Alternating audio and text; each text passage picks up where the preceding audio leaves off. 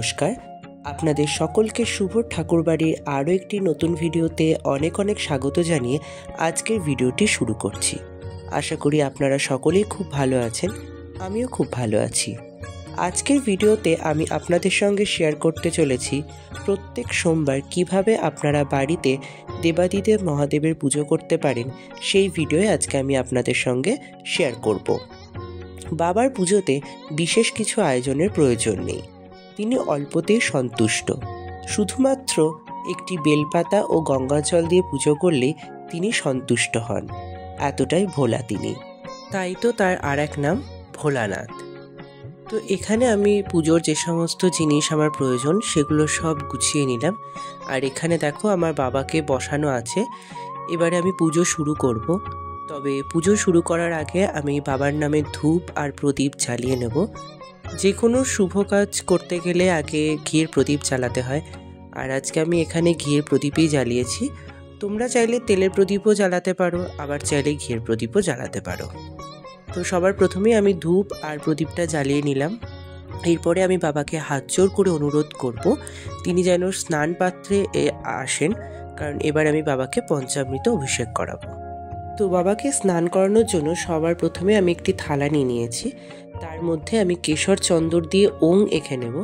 তোমরা চাইলে শ্বেত চন্দনও ব্যবহার করতে পারো। এরপরে একটি নিখুঁত বেলপাতা নিয়ে তাতে চন্দন লাগিয়ে সেটি এই পাত্রের মধ্যে রেখে দেব। এরপর আমি বাবাকে নিয়ে এসে তার উপর বিরাজ করব এবং তার সাথে নন্দী মহারাজ ও আমি সর্প এবং ত্রিশূল সবাইকে বিরাজ করে দেব। এবারে আমি একে একে ঘি, মধু, দই, শর্করা দিয়ে বাবার পঞ্চামৃত অভিষেক করাবো। আমি চেষ্টা করি প্রত্যেক সোমবারে বাবাকে পঞ্চামৃত অভিষেক করানো, তবে কখনো যদি সম্ভব না হয় তাহলে শুধুমাত্র দুধ এবং গঙ্গার জল দিয়েও আমি বাবার অভিষেক করাই। তো তোমরাও চেষ্টা করো এই দিন অর্থাৎ সোমবারের দিন বাবাকে পঞ্চামৃত অভিষেক করানো। যদি সম্ভব না হয় তাহলে সেক্ষেত্রে তোমরা দুধ ও গঙ্গার জলও ব্যবহার করতে পারো। এবারে তোমরা বাবার পঞ্চামৃত অভিষেক দর্শন করো।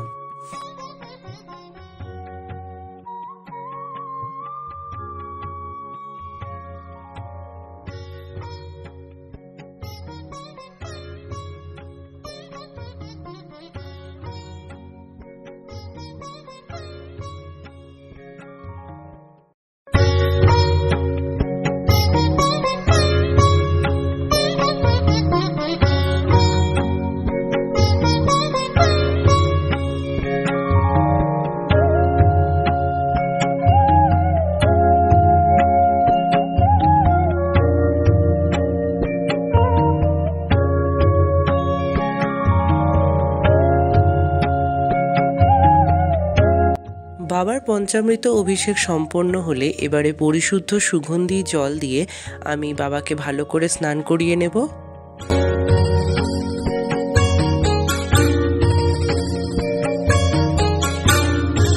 এরপরে একটি পরিষ্কার তোয়ালে দিয়ে আমি বাবাকে ভালো করে মুছিয়ে নেব।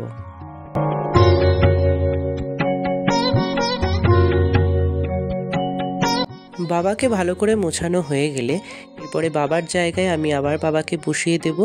আর বাবার গলায় যে পৈতেটা ছিল, যেটা আমি 12 মাস দিয়ে রাখি, সেটিও পরিয়ে দেব। এরপর একে একে বাবাকে আমি চন্দনে তিলক পরিয়ে ফুল দিয়ে খুব সুন্দর করে সাজিয়ে দেব।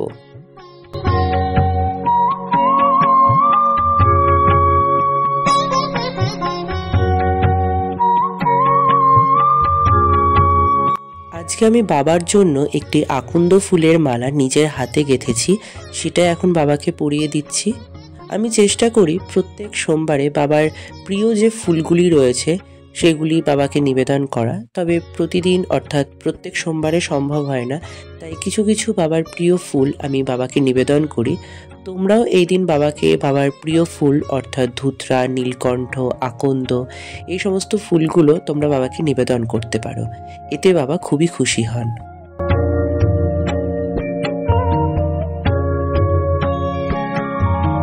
এরপরে আমি বাবাকে বেলপাতা নিবেদন করব। দেবাদিদেব মহাদেবের পুজো বেলপাতা ছাড়া অসম্পূর্ণ, তাই দেখো এখানে একটি থালাতে আমি বাবাকে নিবেদন করার জন্য 5টি নিখুঁত বেলপাতা নিয়েছি এবং তাতে আমি চন্দনের ফোঁটা লাগিয়ে নিয়েছি। তোমরা এই দিন 3টে, 5টা, 7টা যে যেমন পারবে সেই রকম বেলপাতা তোমরা বাবাকে নিবেদন করতে পারো। বাবাকে বেলপাতা নিবেদন করার পর এবার ভোগ নিবেদন করব। তাই ভোগ নিবেদনের জায়গাটি গঙ্গার জল ও পুষ্প দিয়ে আমি শুদ্ধিকরণ করে নিলাম। এরপরে আমি বাবার জন্য সামান্য কিছু ভোগের আয়োজন করেছি, সেগুলি আমি বাবাকে নিবেদন করে দিচ্ছি। এরপরে বাবার ভোগ আর পানীয় জলে আমি বেলপাতা দিয়ে দিচ্ছি, কারণ বেলপাতা ছাড়া বাবার ভোগ গ্রহণ করেন না। এরপরে আমি বাবাকে ভোগ নিবেদন করে দেব। ভোগ নিবেদন করা হয়ে গেলে এবারে বাবার মাথায় জল ঢালবো। তো তার জন্য জলটি প্রস্তুত করে নিচ্ছি। একটি পাত্রে কিছুটি জল নিয়ে তাতে আমি কেশর চন্দন, অগ্রু, গোলাপ জল দিয়ে জল প্রস্তুত করে নিয়েছি। এরপরে এই জল আমি বাবার মাথায় ঢেলে দেব। তোমরা এই সময় অর্থাৎ বাবার মাথায় যখন তোমরা জল ঢালবে তখন তোমরা ওং নমঃ শিবায় বা মহামৃত্যুঞ্জয় মন্ত্র পাঠ করতে পারো।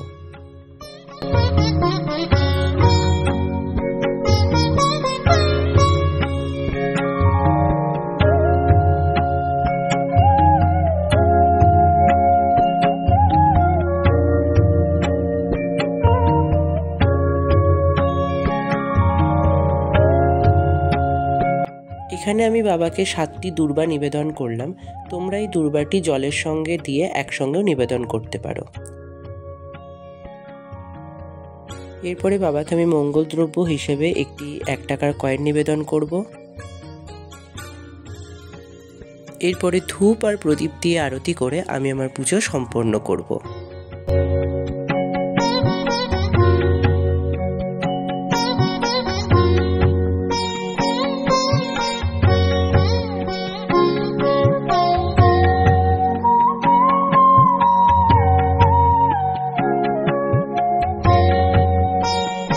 তাহলে বন্ধুরা, এই ছিল আজকে আমার ভিডিও, যেখানে আমি তোমাদের সঙ্গে শেয়ার করলাম কিভাবে তোমরা প্রত্যেক সোমবারে বাড়িতে বাবা দেবাদিদেব মহাদেবের পুজো করতে পারো। আশা করি আজকের এই ভিডিওটি তোমাদের নিশ্চয়ই ভালো লেগেছে। যদি ভিডিওটি ভালো লাগে তাহলে ভিডিওটিতে একটি লাইক করে চ্যানেলটি সাবস্ক্রাইব করে দেওয়ার অনুরোধ রইল। তোমরা যারা আগে থেকে আমার চ্যানেলটি সাবস্ক্রাইব করে আমার বন্ধু হয়ে রয়েছো তাদেরকে অসংখ্য ধন্যবাদ। আর যারা এখন আমার এই ছোট্ট চ্যানেলটি সাবস্ক্রাইব করোনি তারা আমার এই চ্যানেলটি সাবস্ক্রাইব করে আমার বন্ধু হয়ে পাশে থাকার জন্য অনুরোধ রইল।